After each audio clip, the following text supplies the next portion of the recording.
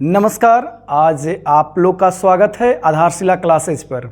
आज आप लोग को हम लेकर आए हैं 12th क्लास का मैथ का क्वेश्चन बैंक 2009 से लेकर 2023 तक। और आज का चैप्टर हम लेकर आए हैं आप लोग के लिए मैट्रिक्स का 2009 से लेकर 2023 तक जितने सारे क्वेश्चन फाइनल एग्जाम में, एनुअल एग्जाम में पूछा गया है वो टोटल यहाँ पर हम लोग देखने वाले हैं। इसका टोटल हम लोग निचोड़ हम लोग सीखेंगे कि किस तरीका से जो है इसमें क्वेश्चन को हल बहुत ही शॉर्टली किया जाए और बहुत ही आसान तरीका से इसको हम लोग देखने वाले हैं। तो चलिए आज का क्लास स्टार्ट करते हैं मैट्रिक्स का, जितने सारे 2009 से लेकर 2023 तक। तो चलिए स्टार्ट करते हैं आज का क्वेश्चन। पहला क्वेश्चन आज हम स्टार्ट कर रहे हैं। पहला क्वेश्चन देखिए, पहला क्वेश्चन है मैट्रिक्स का जो पूछा गया है ये 2019 में। अब इसमें पहला क्वेश्चन देखिए, पहला क्वेश्चन कह रहा है कि एक मैट्रिक्स दिया गया है और मैट्रिक्स का निकालना है ट्रांसपोज। ट्रांसपोज मतलब होता है परिवर्त। तो ट्रांसपोज निकालना है, किसी भी मैट्रिक्स का ट्रांसपोज निकालना है। तो किसी भी मैट्रिक्स का ट्रांसपोज निकालने के लिए क्या किया जाता है कि वो जो मैट्रिक्स का एलिमेंट है जिसमें रो में जितने सारे एलिमेंट्स दिया गया है उसको हम लोग क्या करते हैं, उसको हम लोग कॉलम में लेकर आ जाते हैं। जितने सारे रो में एलिमेंट्स है उसको कॉलम में ले आते हैं। तो रो को हम लोग क्या में बदल लेंगे, कॉलम में बदल लेंगे। या इसको ऐसे भी लिखा जाता है अगर ट्रांसपोज बनाया जाता है, या इसको ए लिखकर मैट्रिक्स, इसका डैश। तो इसका हम लोग निकालेंगे क्या, ट्रांसपोज। ए हो जाएगा, रो को कॉलम में लिखेंगे 1 2 -1 और यहां पर हो जाएगा -3। तो अब देखें कि अब इससे ऑप्शन चारों में से मिलाएंगे। चारों में से ऑप्शन कौन सा मिल रहा है, तो चारों में से ऑप्शन देखिए मिल रहा है कौन सा, इसका हो गया बी। अगला चलते हैं क्वेश्चन। अगला क्वेश्चन कह रहा है देखिए दो मैट्रिक्स दिया गया है और दो मैट्रिक्स का कह रहा है मल्टीप्लाई करना है। दो को मल्टीप्लाई करना है मैट्रिक्स ए और मैट्रिक्स बी के साथ। तो कोई भी दो मैट्रिक्स, पहले हम लोग देख लेते हैं प्रॉपर्टी कि कोई दो अगर मैट्रिक्स है, दो मैट्रिक्स को हम लोग गुना कब कर सकते हैं। दो मैट्रिक्स को गुना करने के लिए क्या किया जाता है कि अगर मान लिया जाए कि ई है मैट्रिक्स ए m/n ऑर्डर का और एक बी है मैट्रिक्स ए है हमको p/q ऑर्डर का, ठीक है। तो यहां पर जो होता है ए होता है रो और ए होता है कॉलम, ए होता है रो और ए होता है कॉलम।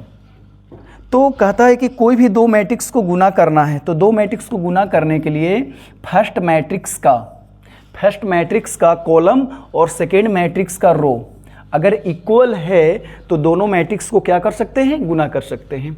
चलिए तो अब देखते हैं यहाँ पर क्वेश्चन क्या कह रहा है। क्वेश्चन है दिया गया प्रश्न 1 2, इसका ऑर्डर कितना दिया गया है, तो इसका ऑर्डर है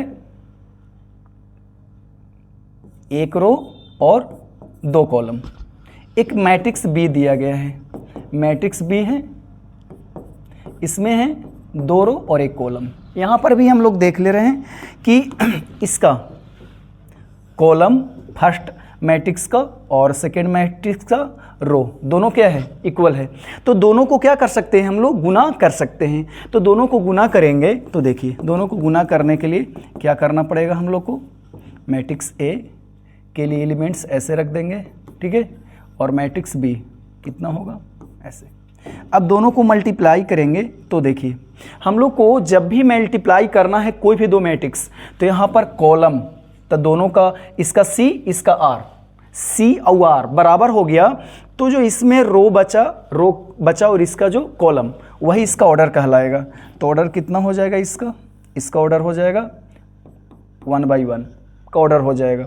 तो फर्स्ट रो फर्स्ट कॉलम से गुना करेंगे तो क्या हो जाएगा, 1 से 1 में गुना करेंगे तो 1 होगा, 2 से 2 में गुना करेंगे तो हो जाएगा 4 और 1 कितना हो जाएगा 5। तो ऑप्शन से अब हम मिला रहे हैं, तो ऑप्शन में देख रहे हैं कि फर्स्ट में ही मिल गया है हमको। तो फर्स्ट में इसका आंसर हो जाएगा हमको कितना ए। अब चलते हैं क्वेश्चन नंबर 3 में देखिए। अब 3 में क्या कह रहा है? 3 में कह रहा है हमको कि कोई दो मैट्रिक्स दिया गया है, तो कोई दो मैट्रिक्स जो है हमको गुना करना है। तो कोई भी दो मैट्रिक्स को गुना हम लोग दो मैट्रिक्स को हमको क्या करना है? सम करना है, जोड़ना है। गुना तो हम लोग पीछे ही देखें।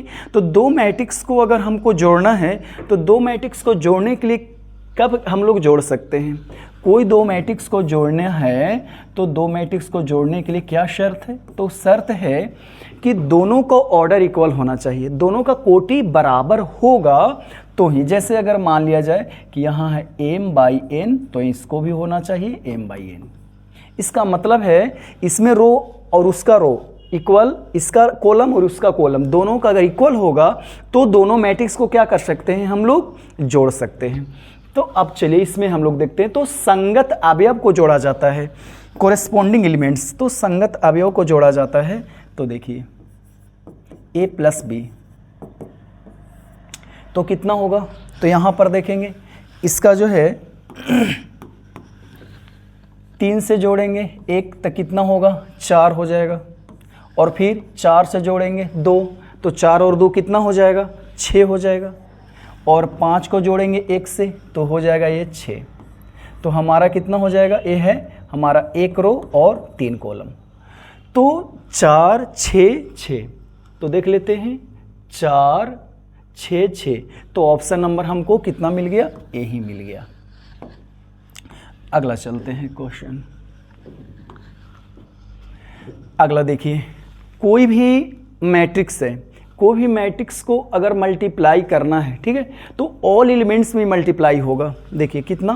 तो इसमें हम लोग गुना करेंगे 3 से गुना करेंगे, ए है, बी है, सी है, डी है। तो टोटल में गुना हो जाएगा। टोटल में कितना गुना हो जाएगा?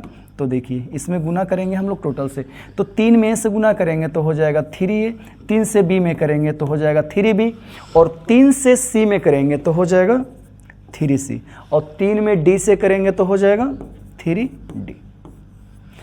तो ऑप्शन अब हम लोग मिला लेते हैं। तो ऑप्शन देखिए हमको मिल रहा है ऑप्शन कौन सा? ऑप्शन हमारा मिला डी। ऑप्शन इसका हो गया डी। अगला प्रश्न चलते हैं। अगला प्रश्न है ना, अगला प्रश्न का क्या कह रहा है कि एक कोई मैट्रिक्स दिया गया है और एक यूनिट मैट्रिक्स दिया गया है और दोनों का मल्टीप्लिकेशन कितना होगा? ये 2019 में पूछा गया क्वेश्चन है। तो कोई भी अगर मैट्रिक्स है ना, कोई भी अगर मैट्रिक्स है देख लीजिए, कोई मैट्रिक्स दिया गया है और उसको i से गुना करेंगे तो हो जाएगा, है ना, वही मैट्रिक्स, पुनः वही मैट्रिक्स प्राप्त होगा। कैसे? देख लीजिए, इसको गुना करके हम लोग देख लेते हैं। एक मैट्रिक्स है, ठीक है, a और i से डायरेक्ट हम लोग गुना कर लेते हैं। a की जगह पर 1 है, 2 है, 3 है और 4 है। और यूनिट मैट्रिक्स क्या है? तो यूनिट मैट्रिक्स दिया गया है 1 0 0 1, इसको मल्टीप्लाई कर लेते हैं। तो मल्टीप्लाई करेंगे तो फर्स्ट रो फर्स्ट कॉलम से, पहला मैट्रिक्स का रो और दूसरा मैट्रिक्स का कॉलम से गुना करेंगे। तो इसको ऐसे से गुना करेंगे, पहला रो और पहला कॉलम से हम लोग गुना करते हैं। तो किस प्रकार से हम लोग करेंगे? 1 से 1 में करेंगे 1 हो जाएगा, 2 से 0 में करेंगे तो 0, 0 में 1 जोड़ेंगे तो हमारा 1 प्राप्त होगा। अगला चलते हैं। अब है फर्स्ट रो से सेकेंड कॉलम।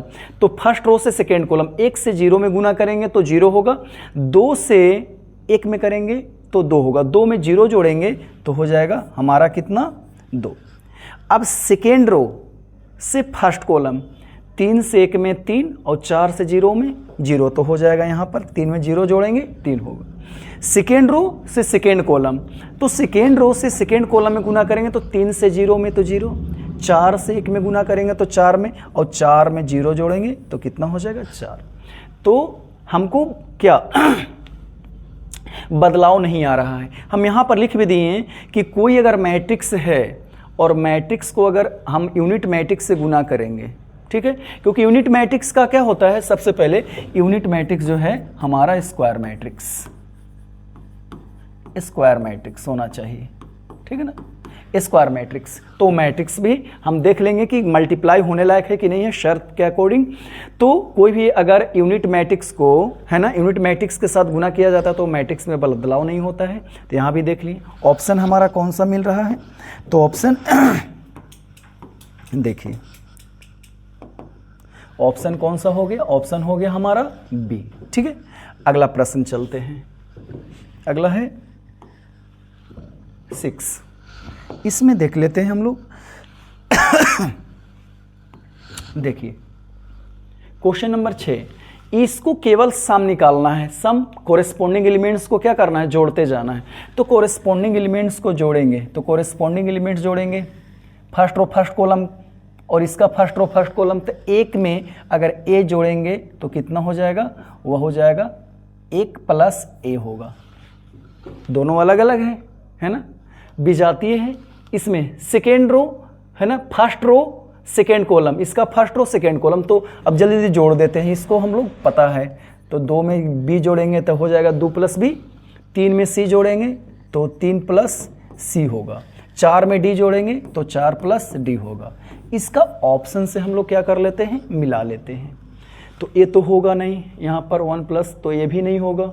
ये देख लेते हैं 1 + c और 2 + b, 3 + c, 4 + d। तो ऑप्शन हमारा कौन सा मिल रहा है, ऑप्शन हमारा हो गया सी।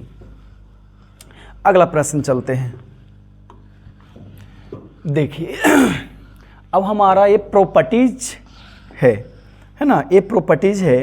ये कह रहा है कि matrix A and B will be inverse of each other. एक दूसरे का अगर इन्वर्स होगा तो कह रहा है कि क्या शर्त को फॉलो करेगा। तो ये जो शर्त फॉलो करेगा, इस शर्त फॉलो करेगा ये डी, क्योंकि कोई भी अगर 2 मैट्रिक्स है उसको मल्टीप्लाई करेंगे ए से बी में और बी से ए में, तो कह रहा है कि यूनिट मैट्रिक्स रहेगा तो ही हो पाएगा। नहीं तो अगर कोई 2 मैट्रिक्स है तो 2 मैट्रिक्स ए और बी बराबर होता ही नहीं है ना। दूसरी चीज है, अगर सी में कहा जाए तो ए और बी अगर बराबर 0 हो गया तो कभी भी इसको अगर हम बदल के अगर बी से ए में गुना करेंगे तो यूनिट मैट्रिक्स आएगा ही नहीं, इस शर्त को भी फॉलो नहीं करेगा। ठीक है, और ए से अगर बी में गुना करें तो भी 0 और बी से ए में गुना करेंगे तो भी 0, ऐसा नहीं हो सकता। तो इसका मतलब है हमारा ऑप्शन हो जाएगा डी। अगला प्रश्न चलते हैं। देखिए क्वेश्चन नंबर हमारा है 8। ये एनसीईआरटी का बहुत है ना आसान और बहुत बार बार पूछने वाला ये प्रश्न है, 2020 के एनुअल में पूछा गया है। इसमें कह रहा है कि कोई भी स्क्वायर मैट्रिक्स, तो स्क्वायर मैट्रिक्स का है ना, यानी कि वर्ग आव्यूह में जितने रो उतना कॉलम होना ही चाहिए। तो अगर इसमें देखिए ये हमको रो को बता रहा है, ये कॉलम को बता रहा है, तो जितना रो उतना कॉलम वही होता है हमारा क्या, स्क्वायर मैट्रिक्स। तो इसका ऑप्शन हो जाएगा ए। अगला प्रश्न देखिए, अगला प्रश्न है करा कि फॉर यूनिट मैट्रिक्स आई का मतलब है प्रिंसिपल डायगोनल 1 होना चाहिए, मुख्य है ना विकर्ण जो है 1 होना चाहिए, अवयव जितने सारे हैं और बाकी अदर जितने सारे अवयव सब 0 होना चाहिए। तो हमारा क्या हो जाएगा, यूनिट मैट्रिक्स इकाई अवयव हो जाएगा। तो यहाँ पर अब हम लोग देख रहे हैं कि कह रहा है कि फॉर यूनिट मैट्रिक्स आई बराबर कौन सा ऑप्शन सही हो जाएगा। तो यूनिट मैट्रिक्स चाहे वह हम लोग लें 1 रो 1 कॉलम का, ठीक है, जैसे इसको ऐसे लिखा जाए I1, इसका मतलब है 1 रो 1 कॉलम का बना। फिर है I2, इसका मतलब है 2 रो 2 कॉलम का ये बना। फिर पुनः I3, इसका मतलब है 3 रो 3 कॉलम का ये बना। तो कह रहा है कि अब कौन सा शर्त को फॉलो करेगा। तो यहां पर फर्स्ट में देख रहे हैं कि I² बराबर I, चाहे I2 हो, चाहे I1 हो, चाहे I3 हो। I का अगर मतलब कोई भी अगर यूनिट मैट्रिक्स है और उसी से अगर उसी तरीका से मैट्रिक्स अगर हम यूनिट मैट्रिक्स से गुना करेंगे तो वो हमको बदलाव नहीं आएगा, वही मैट्रिक्स मिल जाएगा। जैसे अगर हम ए ऐसे दिया गया है, हम लोग अगर यही मैट्रिक्स से हम लोग गुना करें तो कितना मिल जाएगा, 1 मिल जाएगा। इसका मतलब है कि सेम वही रहा, आई लिखें चाहे I1 लिखें, यूनिट मैट्रिक्स वही बता रहा है। दूसरा चीज इसमें अब हम लोग देख लेते हैं, इस स्वयं से अगर हम इसको गुना करेंगे,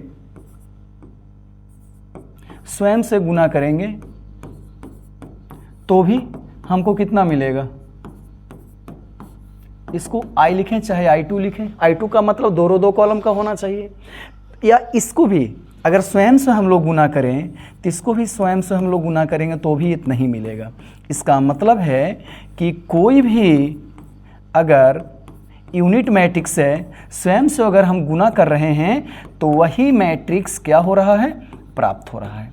इसका मतलब है कि ऑप्शन कौन सा सही हमारा हो जाएगा, ऑप्शन हमारा सही हो जाएगा ए, ठीक है ना, क्योंकि कोई भी यूनिट मैट्रिक्स का डिटर्मिनांट 0 नहीं होता है। देख लीजिए, 1 में 1 से गुना करेंगे, अगर कोई भी अगर 1 से 1 में गुना करेंगे तो क्या हो जाएगा, 1 और -0 कितना हो गया, 1, तो ये भी है नहीं हो सकता है।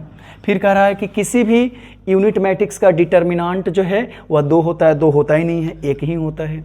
डिटर्मिनांट इसका कह रहा है कि 5, तो ये नहीं होगा, हमारा ऑप्शन हो जाएगा ए। अगला प्रश्न चलते हैं। देखिए, a matrix A n by n is said to be a symmetric. Symmetric मतलब होता है सममित आव्यूह। कोई भी 2000 देखिए 2013 में भी पूछा गया है प्रश्न और 2020 में भी प्रश्न आया है। तो कोई भी अगर साइमेट्रिक मैट्रिक्स है तो सबसे पहले वो होना चाहिए स्क्वायर मैट्रिक्स, मतलब वह वर्गाव्यूह, जितना रो रहेगा उतना कॉलम होना ही चाहिए। तो अगर कोई भी साइमेट्रिक मैट्रिक्स होगा तो उसका शर्त क्या होगा, कोई भी मैट्रिक्स सिमेट्रिक होगा तो मैट्रिक्स ट्रांसपोज का इक्वल होगा। ट्रांसपोज कर देंगे तो भी वह दोनों मैट्रिक्स क्या हो जाएगा, समान रहेगा। ये जो होता है सिमेट्रिक मैट्रिक्स के लिए क्या है, शर्त है।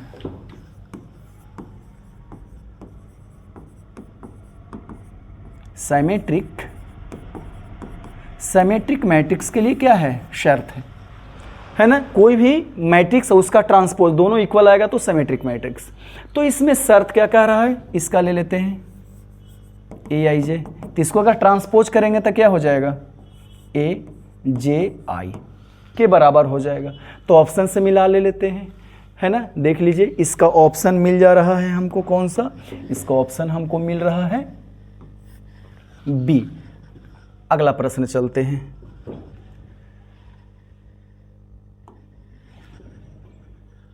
देखिए, अगला प्रश्न आया है। अगर इस तरीका से प्रश्न है तो देखिए, इसमें ऑल एलिमेंट्स क्या दिया गया है, 1 दिया गया है। तो 3 रो 3 कॉलम को इसको मल्टीप्लाई करेंगे हम लोग, तो मल्टीप्लाई करेंगे तो A स्क्वायर का रहा है। A स्क्वायर का मतलब है A गुने A, 2 बार स्वयं से गुना कर देना है। तो 2 बार स्वयं से अगर हम लोग गुना करेंगे तो कितना हो जाएगा, देख लीजिए, गुना कर रहे हैं इसको। तो फर्स्ट रो फर्स्ट कॉलम कितना हो जाएगा, क्योंकि ये 3 रो 3 कॉलम, यहाँ भी 3 रो 3 कॉलम, तो इसका ऑर्डर भी हो जाएगा 3 रो 3 कॉलम का पहला, ठीक है। अब फर्स्ट रो फर्स्ट कॉलम से गुना करेंगे तो कितना हो जाएगा, 1 में 1 से 1, 1 में 1 से 1, 1 में 1 से 1, और तीनों का सम करेंगे, तीनों को हम लोग जोड़ेंगे तो कितना प्राप्त होगा, तीनों प्राप्त हो जाएगा 3, यहाँ भी 3, यहाँ भी 3, यहाँ भी 3, यहाँ भी 3, ये मतलब ऑल एलिमेंट्स 3 हो जाएगा, ऑल एलिमेंट्स 3 हो जाएगा। इसका मतलब है कि 3 हम लोग क्या कर लेंगे, 3 जो है हम लोग कॉमन ले लेंगे। तो 3 कॉमन ले लेंगे तो बचेगा कितना, 1 1 1 1 1 1 1 1 1। इसका मतलब है ऑप्शन कितना हो जाएगा, इसके जगह पर हम लोग क्या स्वयं वही मैट्रिक्स हम लोग लिख सकते हैं। तो ऑप्शन हम मिला लेते हैं, ऑप्शन हो गया, ऑप्शन नंबर C हमारा सही हो गया। अगला प्रश्न चलिए, अगला प्रश्न है। देखिए, कोई मैट्रिक्स दिया गया है, इसके पहले हम बताएं, है ना, 11 नंबर क्वेश्चन, कि उसमें सिमेट्रिक था, इसमें अस्क्यू सिमेट्रिक है। अस्क्यू सिमेट्रिक विषम सममित इसको कहते हैं, अस्क्यू अस्क्यू साइमेट्रिक, इसी को हमको कहा जाता है विषम सममित आव्यूह। कोई भी अगर विषम सममित आव्यूह है तो सबसे पहले स्क्वायर मैट्रिक्स होना चाहिए, वह वर्ग आव्यूह होना चाहिए। और वर्ग आव्यूह है उसके बाद क्या शर्त होना चाहिए? तो शर्त होना चाहिए कि कोई भी अगर मैट्रिक्स है वो ट्रांसपोज करके और वहां पर क्या, इसके नेगेटिव यहां पर लगा देंगे, उसका इक्वल अगर हो जाएगा तो हमारा स्क्यू सिमेट्रिक हो जाएगा। तो ए हमारा हो जाएगा AIJ, तो यहां पर हो जाएगा हमारा कितना हो जाएगा AJI, और यहां पर नेगेटिव लगा दीजिए। तो ऑप्शन से मिला लेते हैं। ऑप्शन कौन सा हो गया? तो ऑप्शन नंबर हमारा हो गया C। अगला प्रश्न चलते हैं। अगला प्रश्न है, देखिए कोई दो मैट्रिक्स दिया गया है, दो मैट्रिक्स का मल्टीप्लाई किया गया है और उसका कह रहा है कि ट्रांसपोज। तो दो मैट्रिक्स का मल्टीप्लाई कर दिया गया है, उसका ट्रांसपोज डायरेक्ट पूछ रहा है। तो देखिए अगर ऐसे रहे तो इसका ट्रांसपोज कितना होगा, या इससे अगर ज़्यादा हम ले लें ABC ले लें, इसका ट्रांसपोज कितना होगा, ठीक है। या इससे अगर ज़्यादा भी रहे, जैसे ऐसे A है, B है, C है, D है, या अदर और अगर रहे तो इसका ट्रांसपोज जो है कितना होगा। ऐसे ले ले, डैश ले ले, चाहे ऐसे इसका ट्रांसपोज ले लेते हैं। तो इसका ट्रांसपोज कितना होगा, तो ट्रांसपोज करने के लिए एकदम लास्ट से चलते हैं। लास्ट कितना है B, और फिर क्या है यहाँ पर A, और इसका ट्रांसपोज अलग, इसका ट्रांसपोज अलग अलग हो जाएगा। उसके बाद सेम यहाँ देखिए इसका क्या हो जाएगा C ट्रांसपोज, B ट्रांसपोज और A ट्रांसपोज। इसका देखिए इसका कितना हो जाएगा, तो लास्ट में क्या है डॉट डॉट, तो लास्ट में डॉट डॉट मतलब जितना और अगर आगे रहेगा मैट्रिक्स उसके बाद क्या है D transpose, C transpose, B transpose और A ट्रांसपोज, ऐसे हो जाएगा। तो ऑप्शन नंबर हमारा कौन सा हो गया, ऑप्शन हमारा हो गया A। अगला प्रश्न है, चलिए देखिए अगला प्रश्न है कह रहा है कि एक कोई मैट्रिक्स दिया गया है तो इसका एडजॉइंट निकालना है। तो इसका एडजॉइंट हमको निकालना है, तो एडजॉइंट क्या हो जाएगा इसका, देखिए तो एडजॉइंट निकालना है तो दो रो दो कॉलम के लिए बहुत ही आसान तरीका है। एक कोई मैट्रिक्स दिया गया है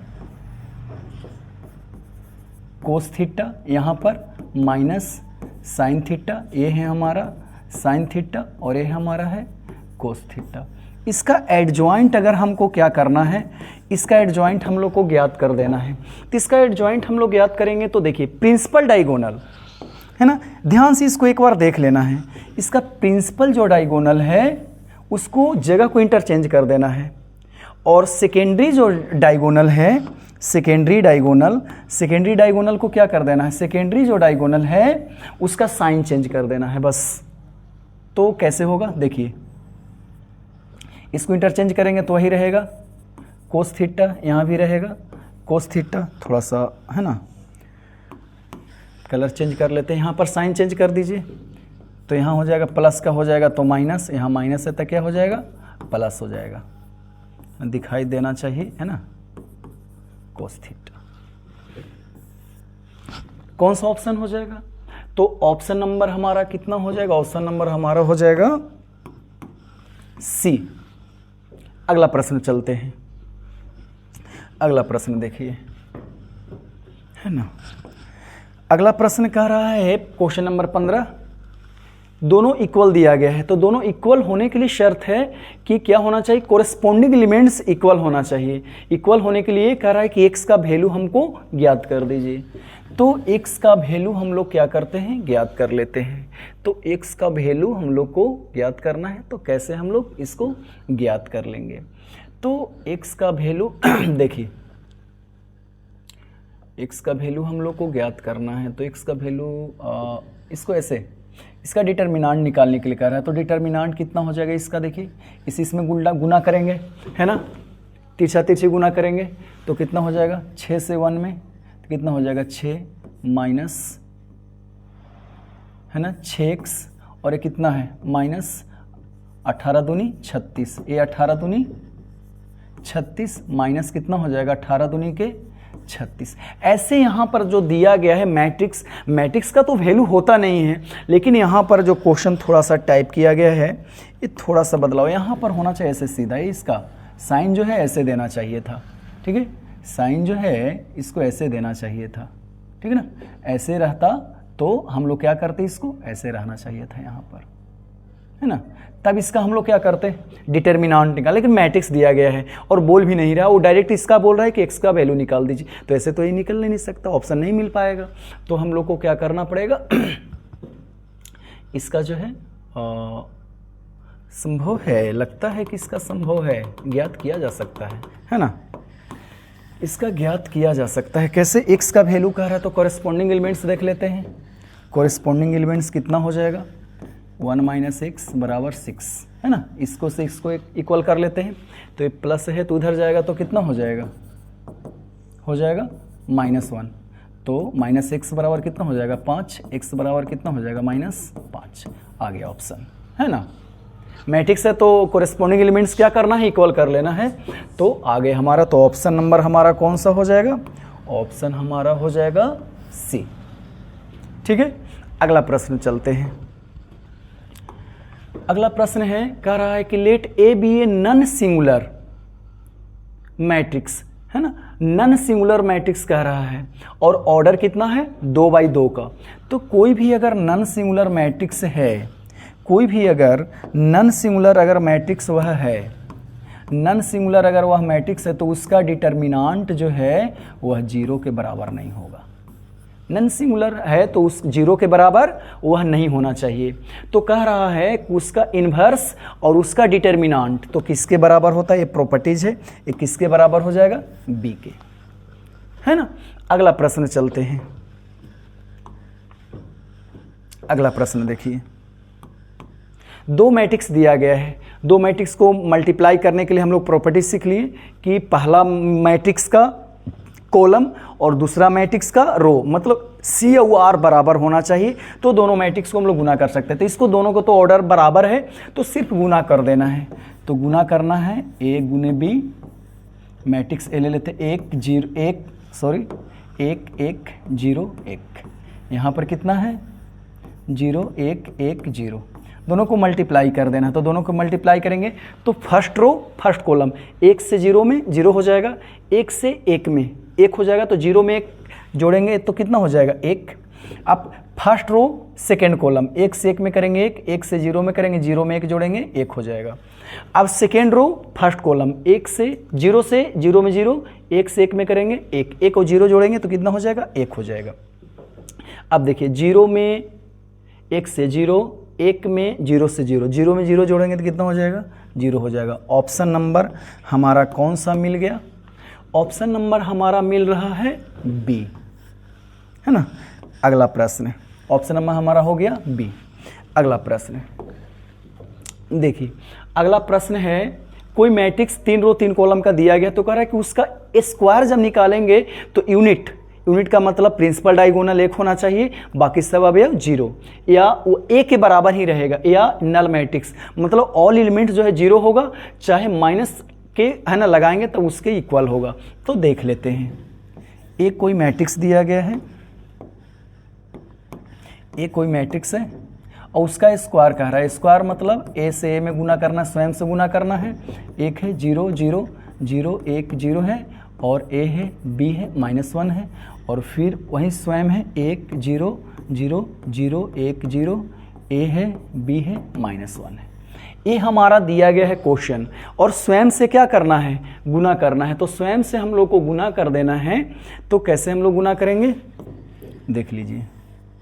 तो फर्स्ट रो फर्स्ट कॉलम से गुना करेंगे, 1 से 1 में 1, ये 0 हो जाएगा, ये भी 0 हो जाएगा, तो 1 हमको प्राप्त होगा।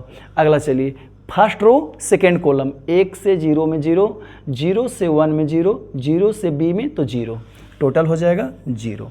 अगला चलते हैं, फर्स्ट रो थर्ड कॉलम 1 से 0 में 0, 0 से 0 में 0, 0 से -1 में तो 0।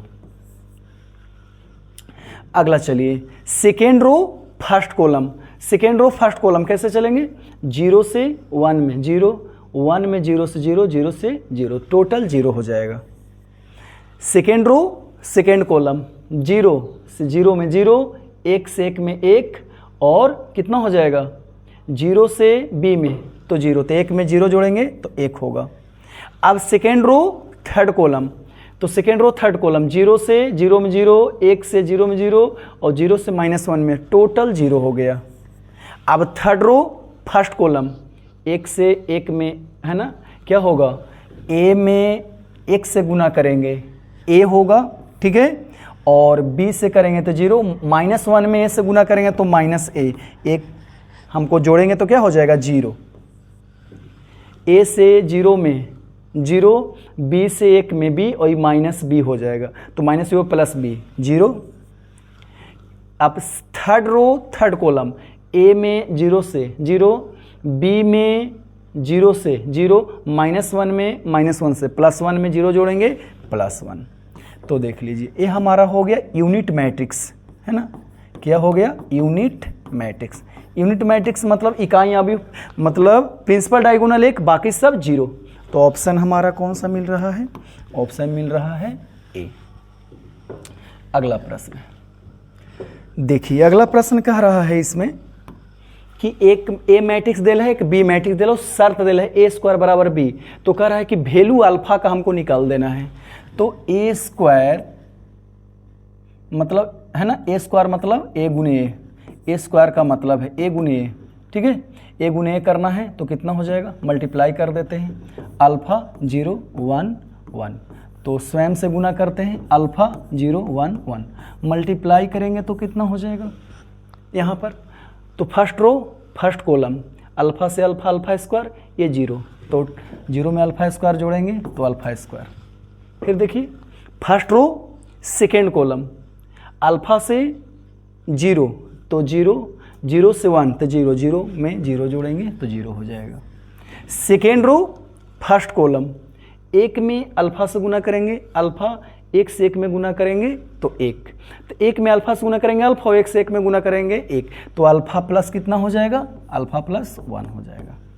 अब चलते हैं सेकेंड रो सेकेंड कॉलम, 1 से 0 में गुना करेंगे 0 और 1 से 1 में गुना करेंगे 1, तो कितना हो जाएगा हमारा 1 हमारा हो जाएगा, है ना, ये 0 1 हो जाएगा। अब चलिए अब हमारा शर्त देखना है कि क्या है, ए स्क्वायर बराबर बी, ए स्क्वायर बराबर बी है, तो ए स्क्वायर के जगह पर हम लोग मल्टीप्लाई करके लाए हैं कितना, अल्फा के स्क्वायर 0 है, अल्फा प्लस 1 है और क्या है 1 है, और मैट्रिक्स बी क्या दिया गया है, 1 है 0 है, 1 0 5 1।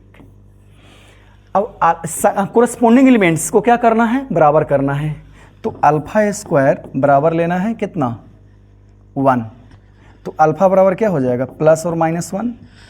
अब उसके बाद देखिए अल्फा प्लस 1 बराबर 5 और कितना हो जाएगा, अल्फा बराबर 4 होगा। तो यहाँ ऑप्शन अल्फा बराबर 3 गो मान आ रहा है, एक जगह पर अल्फा का मान 3 गो नहीं दिया गया है, अलग अलग दिया गया है, चाहे ए होगा तो 1 तो 1 तो है नहीं, यहाँ पर +1 भी है -1 भी है, बी में कह रहा है कि -1 तो यहाँ पर 2 गो मान दिल है, सी में कह रहा है केवल 4 तो होगा नहीं, है ना, और डी में कह रहा है we can't calculate the value of alpha, तो हमारा ऑप्शन कौन सा हो जाएगा, डी हो जाएगा। अगला प्रश्न, अगला प्रश्न के लिए कह रहा है एक कोई मैट्रिक्स दिल है तो हमको ऑप्शन से इसको मिलाना है। ऑप्शन क्या दिया गया है कि अगर कोई मैट्रिक्स है तो उसका डिटर्मिनांट कितना होगा, तो इसका डिटर्मिनांट चेक कर लेते हैं। डिटर्मिनांट 4 में 1 से गुना करेंगे 4 और 3 दूनी के 6, कितना हो जाएगा -2, तो इसका ऑप्शन हमारा ए भी नहीं होगा क्योंकि इसका डिटर्मिनांट कह रहा है कि 0, यहाँ पर 0 आ नहीं रहा है। अब चलते हैं इसका इन्वर्स एग्जिस्ट करता है कि नहीं, तो किसी भी मैट्रिक्स है स्क्वायर मैट्रिक्स और उसका इन्वर्स हमको निकालना है तो सबसे पहले उसका डिटर्मिनांट चेक करना है।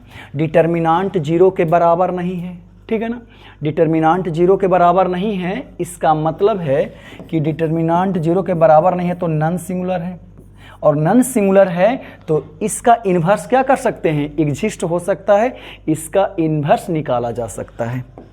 तो ऑप्शन हमारा कौन सा हो जाएगा, ऑप्शन हमारा हो जाएगा डी। रवि ओके।